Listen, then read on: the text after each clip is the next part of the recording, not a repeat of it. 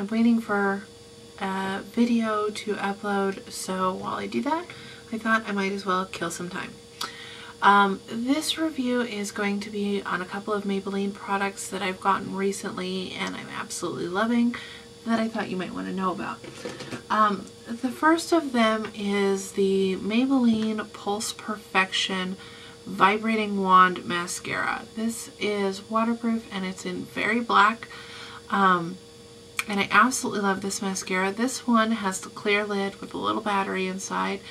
Now this one is a little different from the one I got before this.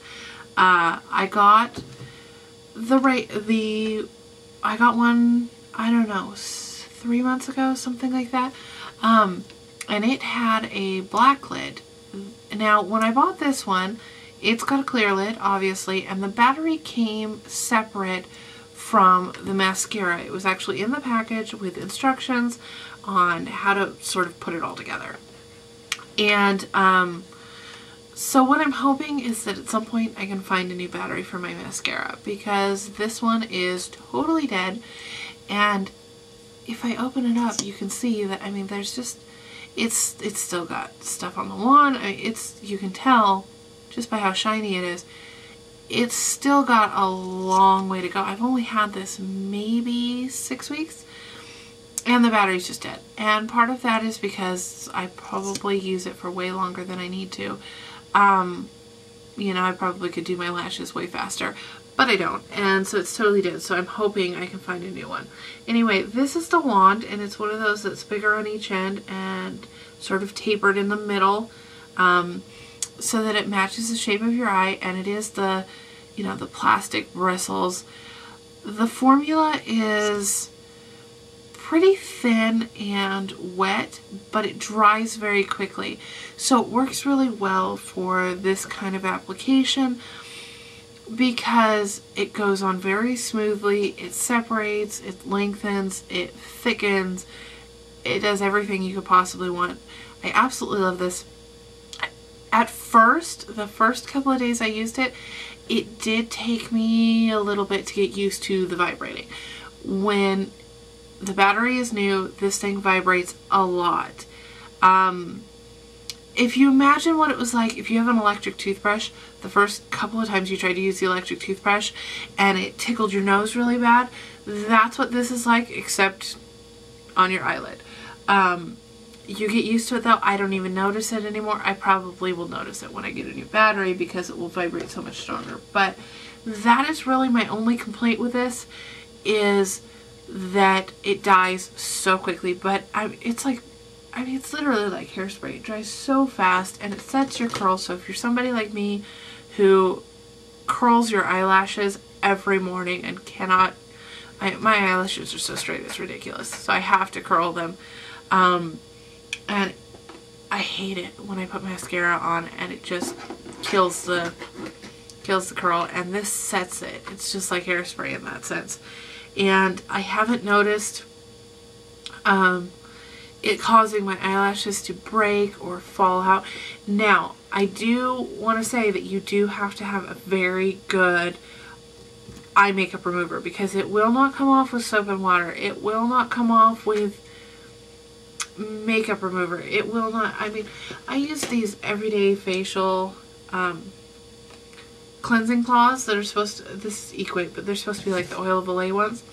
And it does not take it off, whereas it'll take off every other bit of my makeup. I personally use olive oil to remove my eye makeup, but you know, whatever you prefer to use, you will need a waterproof eye makeup remover.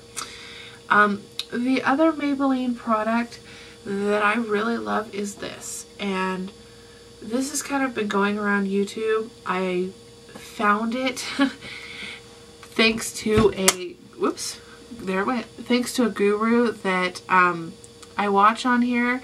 It, if I remember correctly, is Gina Bina Weena 09, I think. I will put her YouTube username in the sidebar. Maybe the sidebar's over there. I don't know. Sometimes my camera mirrors me and sometimes it doesn't. Anyway, whichever way the sidebar is, I will put her link in the sidebar. And she actually suggested this, and she's one of those that tends to really use a lot of high-end makeup brands. So when she suggested a drugstore brand, I very quickly went out and got it because I very much respect her opinion. And this concealer is absolutely wonderful. It's got one of the doe foot like sponge tip applicators,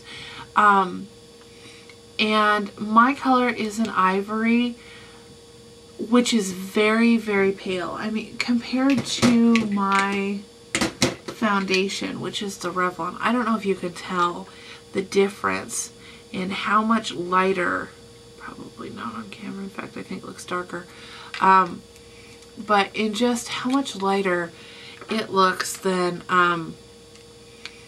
my foundation. I mean, look at that. I don't know if you can see in the bottle. It's probably totally washing it out. But anyway, the point is that it is so much lighter than my foundation, which works really great for my under eye circles. But this one actually matches my skin perfectly. The foundation doesn't. My foundation is way too dark because I'm yellow and I'm fair, and so good luck finding foundation. So what that means is that this is a little bit too light for really covering up blemishes well. It covers the blemishes. It's very heavy coverage. It works very well for that, but because it's so pale, I have a hard time kind of blending it in with my foundation. So if you're going to use this for blemishes as well as under eye circles, I might suggest getting 2 shades, or maybe just getting one that really matches. You know, whatever you prefer, but like I said, this one is a little bit difficult to blend. That's pretty much it for Maybelline products that I am absolutely obsessed with right now. The only other thing that I might really suggest is one of these. Now, I don't know if they sell this one anymore because I've had this forever. But this is the Expert Wear eyeshadow, and mine's a trio. And it's one of those, this one's in chocolate mousse, and it's one of those that it's got the little tutorial picture thing on the back that says, you know, which one is supposed to go on the lid, and which one's supposed to go in the crease, and which one's supposed to go on the brow bone, and then it gives you directions on how to go from a subtle look to a very dramatic look. And this one in particular, oops, I pulled it apart. This one I really actually like a lot because for my skin tone, it's very nice, and it's one of the few I've ever found where this shade right here, this pale one, which by the way, they're not named. I don't know if they come separately. I wish they did. But this pale one is the only really light, sort of non-shimmery highlight color I've found in a drugstore eyeshadow. Now, I haven't looked that hard, but it's pretty hard to find one that's light enough to actually work for highlight for me and not be then shimmery. So I really enjoy it, and it works really well. I can use it in a very concentrated amount for a very dramatic sort of smoky eye look, or I can use it with a fluffy brush and get a really natural look. So I like it a lot. Anyway, that's my quick review of the Maybelline products that I have been trying lately. So if you have anything that you've tried lately that you are just dying to talk about, go ahead and leave me a comment below. I'd love to hear your opinions. Don't forget to rate, comment, and subscribe, and have a great day.